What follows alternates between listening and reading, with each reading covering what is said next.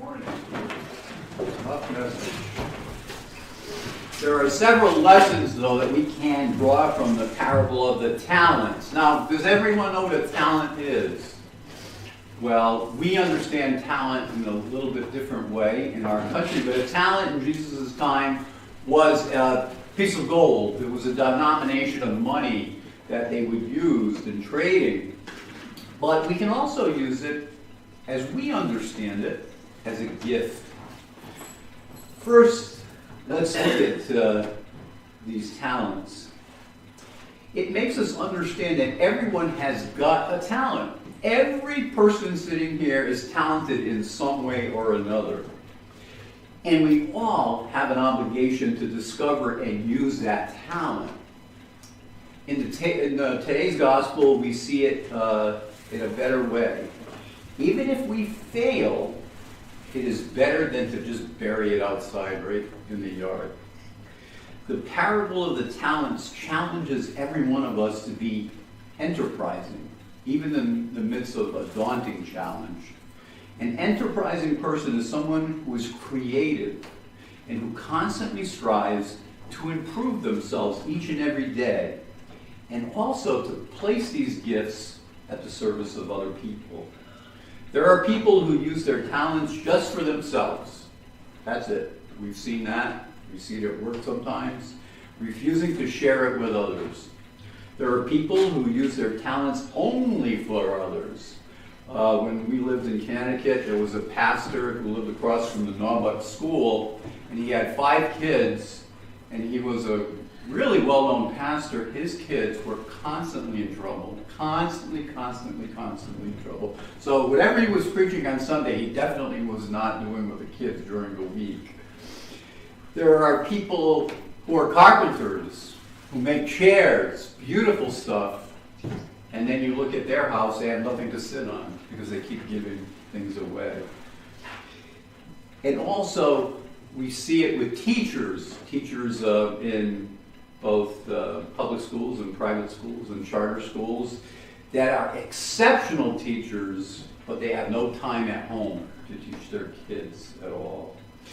Then there are people who do not take time to discover and improve their own talents because they're so busy all the time running all around. You all have really important talents. And there are people who use their talents for their benefit and for service to their families, community, and nations, and even for themselves. That's the one that we want to strive after.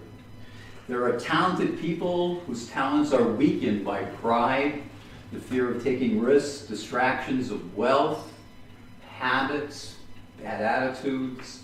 And I was thinking, when I was writing this, who do I really see would fit into this category? And there's a song that was written by Dolly Parton in 1973. It was on her album Jolene. I love Dolly Parton. And she wrote a song, I Will Always Love You.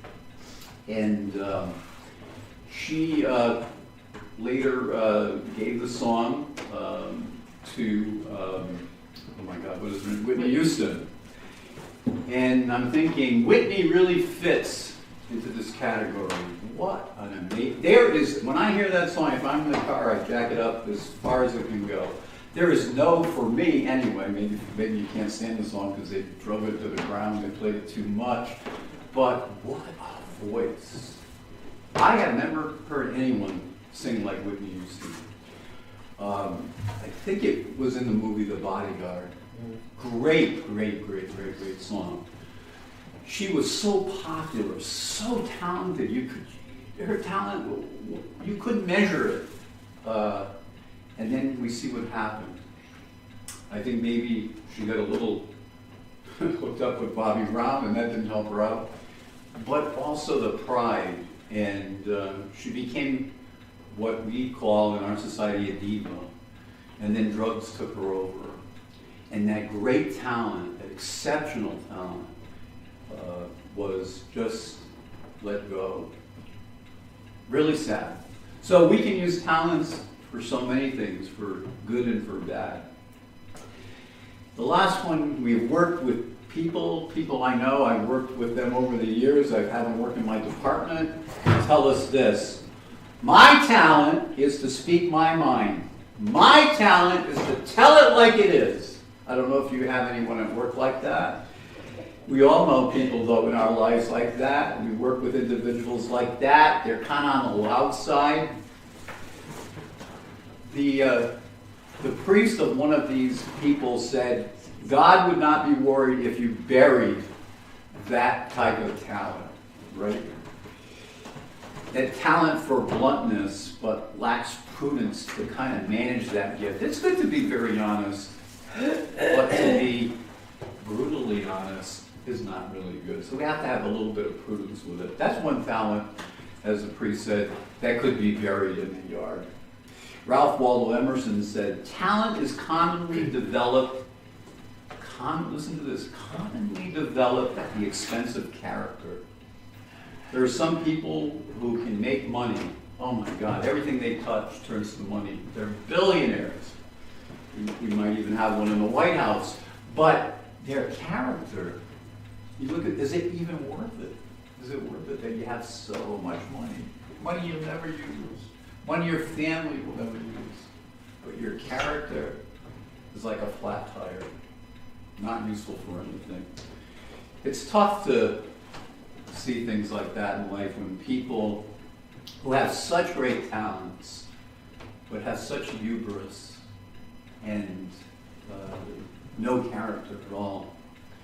Each one of you has received a special grace, a special gift of God, and we must all be good stewards of that talent, good stewards of God's grace to us by first putting those talents at the service of yourself. Never forget yourself. And then, when you are satisfied, when you know that God's grace is working with you and that talent is in your life, then start sharing it with others. There's a saying that we say in seminary all the time. You cannot give what you do not have. And I think so many people should listen to that admonition. We cannot give, whether it's money or talents or ourselves, we cannot give what we do not have. So let the grace of God fill you. Let His grace work in you, that your talents may grow and that you may share them with others. Amen?